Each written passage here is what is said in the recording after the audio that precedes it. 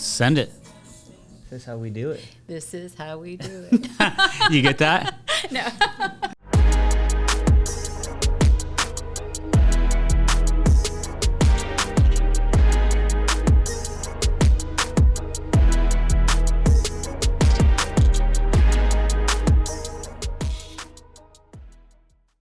What's up, guys? Welcome to the Do Good movement. Our purpose here is to make a positive impact in our society through real-life education. The movement comes into play when you guys share the content to help other people do good just like you.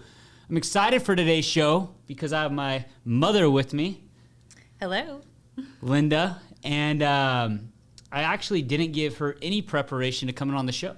That's right. So it should be really raw and organic. We were just in... had this big leadership meeting at our company, and she participated in it and had some time to film a show today. And I just said, I whispered to her like 20 minutes ago, and I was like, hey, we're going to do a podcast in a minute. And she's like, okay. He said, what time do you have to be home? And I was thinking we were going out to dinner, but instead we're doing a podcast. So, and then what are we going to talk about? Don't worry about it. We'll talk about it on the show. Yeah. So I just want to give a little backstory on you. Okay. So my mom, if you guys know her, or anybody who knows her will say everything I'm about to say. So she's a saint. She's like a woman Jesus. Oh, nice. And I'll just walk through a little bit. So just from being a kid, you know, I have an older brother and a younger sister. And you not only had 3 kids, but you worked full time. Mm-hmm. Dad worked full time. And we still had dinner every single night that I could remember, like home cooked meals. Yeah. And then had vacations, and it was almost like you guys were always there, you know? And now having a kid and seeing what goes into having one kid, you could appreciate, and I could appreciate everything that you've had to do for us and all the time you had to put in just to make us happy, right? Yeah. And so it's really cool for me to reflect and see that. And then talking about your career, her first job was at McDonald's. Yep. And then went into ophthalmology and started from, ground roots, right? Yes. What position? My mother was their biller in an ophthalmology group in Colton, and she needed an assistant while I was going to college. So I came in as the billing assistant. And then and then over time, what position did you move up to? I really enjoyed the work, and when I was done with school, I stayed and I took over data processing. They had like data entry that they had to do, and I liked that part. And took that over, and they moved me over the whole department of data entry, and I had a data entry processing people, and I worked that was my first job in supervision. Yeah. Which was interesting. I was very young, and so I learned a lot about leading and supervising. That's amazing. At that time. And then at the end of it, you started really running the show, right? Oh yeah. No, so I spent 20 plus years with that company. I came and went, and then I was the administrator for 14 years, and I did consulting on the side for ophthalmology practices and practice management, and then came to work with you for a while, and then they needed somebody to come back and run their Southern California operation. They merged with a bigger group. So I went back as a senior VP of operations for Southern California. That's amazing. Yeah. So you got to, looking at that, guys, just remember, if you guys have families, put yourself in this position, growing through a business to end up running the business while you're raising kids, and the kids are having, I love my childhood. I am so glad that's how you remember it. Yeah, we'll keep all the bad stuff out. I'm just kidding. But I love my childhood, and then, me now being in business and seeing all the ups and downs and leading teams and business and all that stuff, it just wears on you, right? And so you always came home like positive, you're always had that energy and had a positive state of mind. I just want to ask you, like, where did that come from? Like, were you like that growing up? I think so. I wish I could say I think it's influence. I think my mom was a very positive person. And I just feel like I've always been positive. I wake up happy, and every day is a new opportunity. No matter what's on your plate. Yeah. There are days that I'll feel a little bit of stress, but I'm learning that stress is put upon yourself. It's not something you catch. Yeah. And it's not hereditary. It's something that mentally you're dealing with, whatever's going on, and you can physically have it affect you, or you can try and like compartmentalize it. That's how I do it. Figure out the best thing I can do. Have I done everything I need to do? And then try and set it aside. So, yeah. It's amazing. You do a good job. Oh, thank you. So what I want to get into the topic of the show, just introducing you to my mother for a minute. But about a year ago, let me back up a little bit more. I'm going to get off topic. I work my ass off, guys, as you know, and I do it because I have big goals and different things in life. And just watching both my parents work their ass off as a kid, I think that's what kind of really instilled that in me, and just said if you want something, you got to go work for it, right? And then, watching my mom continue to work her ass off, even when the kids grew older, I just said, I'm going to work so hard where I could hopefully retire my mom one day. And we actually made that dream come reality. Was it 8 months ago? In February 1st this year. Yeah. In February. And so that was an amazing goal that I was able to accomplish, right? And I was all, happy and dandy and all that stuff. And going through, this is all going to start making sense in a minute, but you go through retirement, and then it gets to a point where you want to come back and work. Yes. Yeah. Well, we all dream of retiring, and people talk about, what am I going to do when I retire? And what does that look like? And I want to travel, and I'm going to do this and that and the other. Well, number one, I'm young to retire, and so the other people, my peers, are not retired. Friends that are my age are not necessarily there. But the other part of it is I was, I did some home improvements and did a little bit of travel, but then at the end of the day, mentally, I wasn't stimulated. And I also want to give back. And so you've given me a great opportunity here to come back and kind of work on projects. And it's the best job ever because it's cool. When I want to. I don't have like a lot of accountability or responsibility. And that's, it's like I took a long time off, to like kind of get myself to where I wanted to be. And then there's a difference between having to work and wanting to work. And I always wanted to, but the freedom of doing it because you want to is different. Key. That's key, and I've felt that way even when I took that VP job, for the private equity company in ophthalmology, is like I knew I could come back and work with you. Yeah. And so I was doing it because I wanted to make a difference, and I wanted to make some impact there. And that's what I really want to talk about because, on the show we're here to help other people do good through education, and you've just got to experience something that I hear everybody talk to. A lot of people that I meet is they really kind of blur out the life they're living today and say, I'm going to have fun when I retire. I just see them really wasting days and wasting years and not living in the moment because there's these glory days when somebody retires, right? Yeah. And so I was thinking the same thing, not me personally, but like, hey, that's just how the world is. I'm just very fortunate to be very passionate about what I do. Right. And then you retired, and then it's just like, I want to come back. And so I want to talk to those people who are really just not living in the moment and they're waiting for this one day to retire, because I don't think retirement is what people set out to be, and I think they're giving up a lot of good years. I agree with you, and I think that that's an old school mentality that I had, like my parents and my parents' parents, is you retire at 65 or 70 or whatever that age looked like. But I always thought that I would continue doing a little bit of work afterward, and then I personally am not motivated enough every day to like get up and go do something of value. I needed an outside influence to help me. Did you feel like you retired, you probably had this like high spurt for a few weeks, right? Yeah. Oh, I'm retired, what do I do with life? And then suddenly I was like, how many Netflix documentaries can I watch in one day? Yeah. It's just there's a lot of time that people aren't used to that, work their whole life. Yeah. And I'm so happy that you engage yourself with something you want to do and like to do, because there's other people I've met that have retired and they get stuck, like what you're taught, that they do that 3-week high thing, and then they get in the low and they just get, so bored and content and comfortable where they almost change, their identity shifts as a person, and then they get stuck there, and then they really don't know how to get back up off the couch and engage again and get excited again. Well, I also feel like that's because when you're working for somebody else, you're working for your paycheck, you're working for whatever, or because you like it, but you have to go there. Like if you didn't show up at 8:00, somebody's going to lose your job. So your whole life, you're going to do something that somebody else is expecting of you.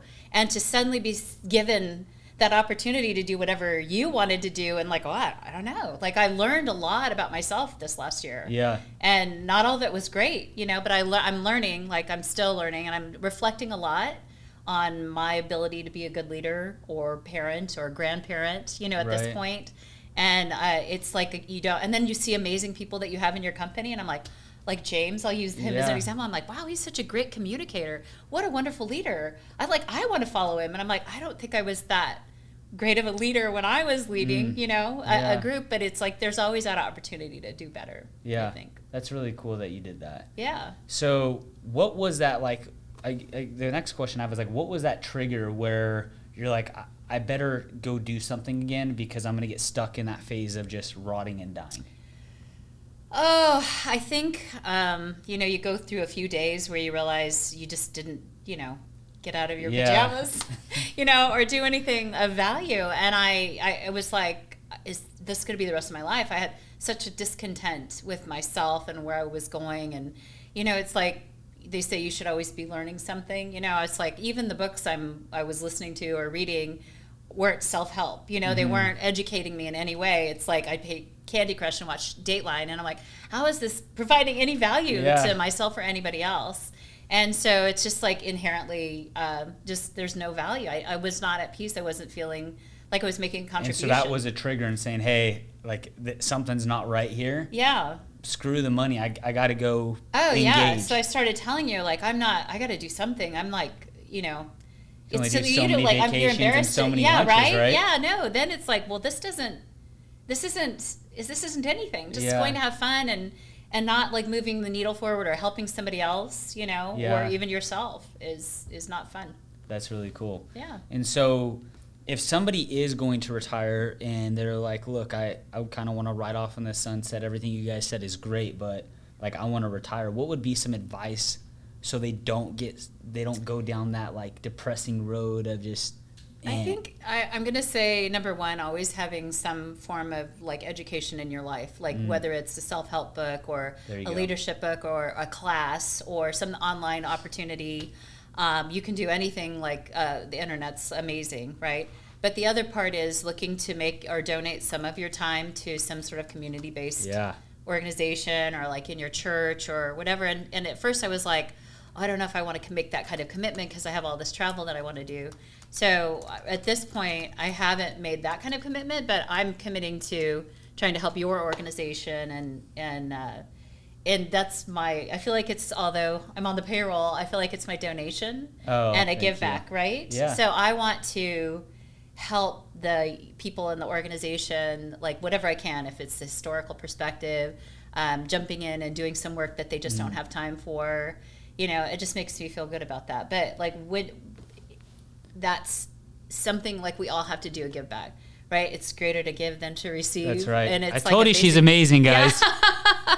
It's just a principle. Like, and it's like you think about like giving a really good gift to somebody and it was just exactly the right thing and so well thought out. Yeah. And how much they appreciated it is so much better than receiving that well thought out gift. That's really cool. Yeah, and you take that principle and apply it to your life, So I guess if somebody's working today, how they could relate to what retirement looks like is look at the weekends, right? Mm-hmm. There's some weekends where you have things are planned and they're super exciting and they're super fun. And then you have weekends where you're just so busy during the week you didn't plan anything, you walk into it and then you're walking around with yourself or your significant other going crazy because you don't know what to do, you don't know where to go eat, and you just feel like you wasted your weekend. Mm-hmm. That's kind of like a little bit of retirement if you don't spend time and engage yourself in different activities like you're talking about, or learning, or I would say even planning, right? I think that'd probably be a big thing. If you're going to retire, still have goals, still have plans. Projects are good. Your dad was always great about always having a list of stuff that was going to get accomplished on the weekend really or cool. like during the week. And that's important in all of our lives. And even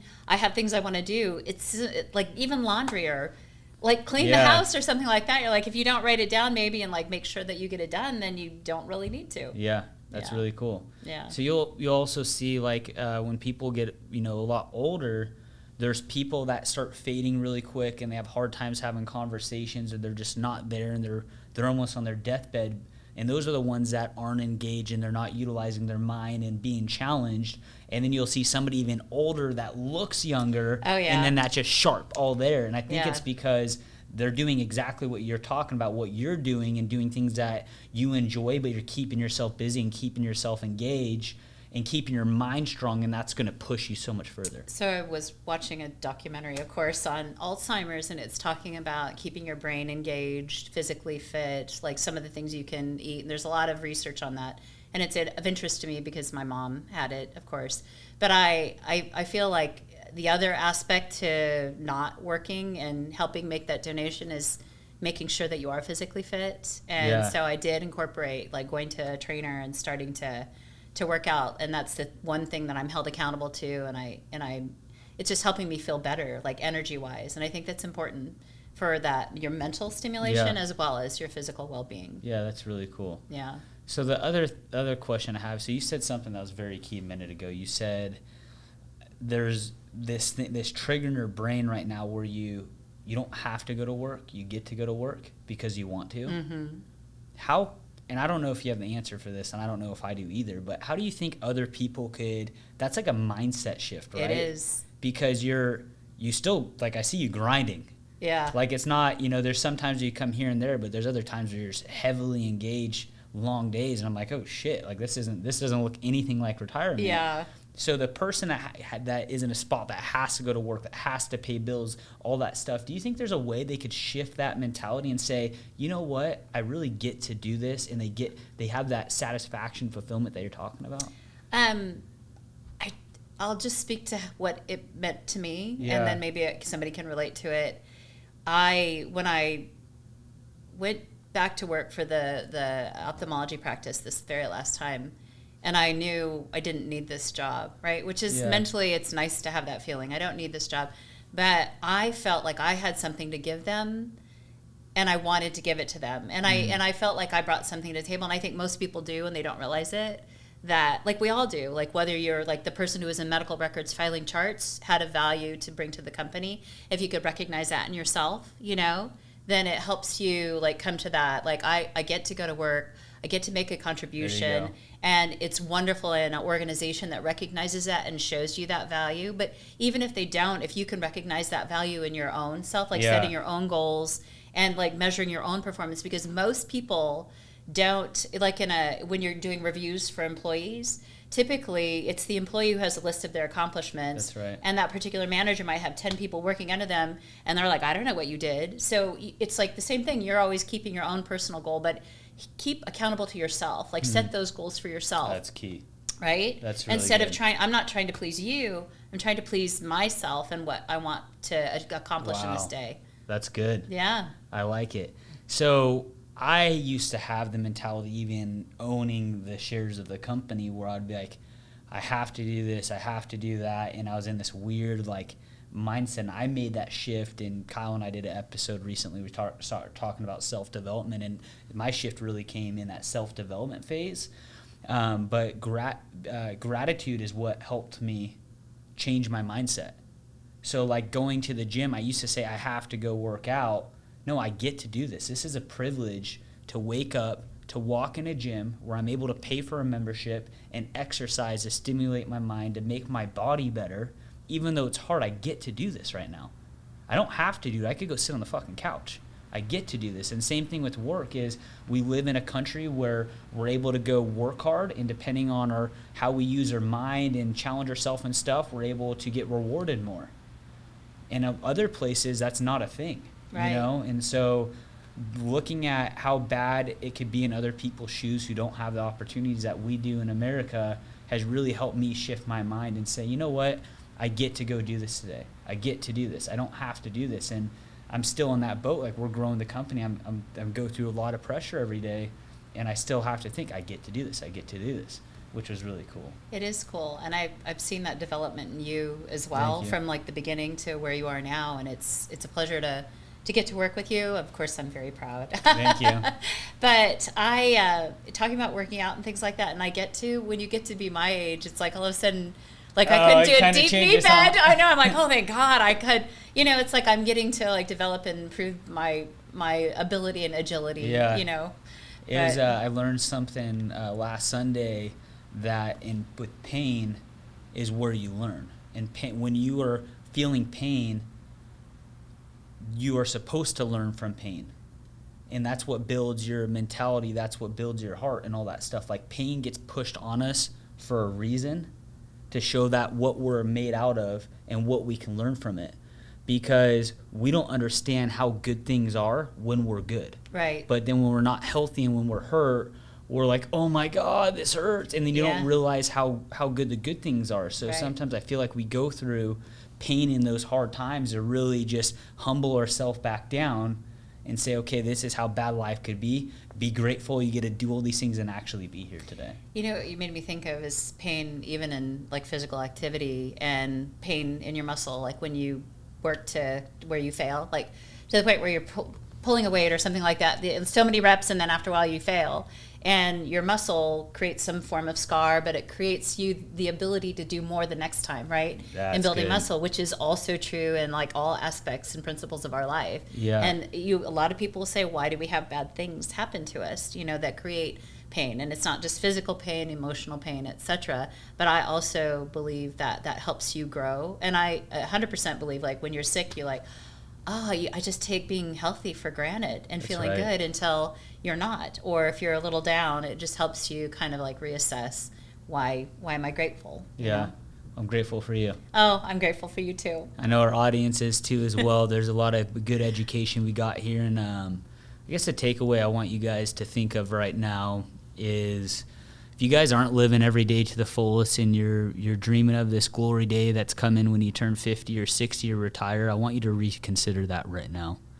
I want you to reconsider, and I want you to think about how can you live today as your retirement day. Because what if when you're 50 or 60, what if you don't make it to that day, one?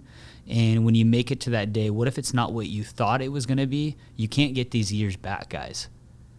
And so, you know, that's why I wanted to bring on my mom here, because she got to live through a glimpse of that. And she's like, oh no, I'm coming back in, right? But the cool thing about my mom is she has maxed out her days. Like I told you, she's super positive. She wakes up, and she said a minute ago that she looks at every day as a new day, like as a day to restart. And I remember when I was going through hard times younger, that was some coaching you helped me with. So I'd have this hard day and I'll go to bed and I'm like, well, tomorrow's a new day. Like, let's just restart. That's right. And that's helped me a lot mentally. So guys, this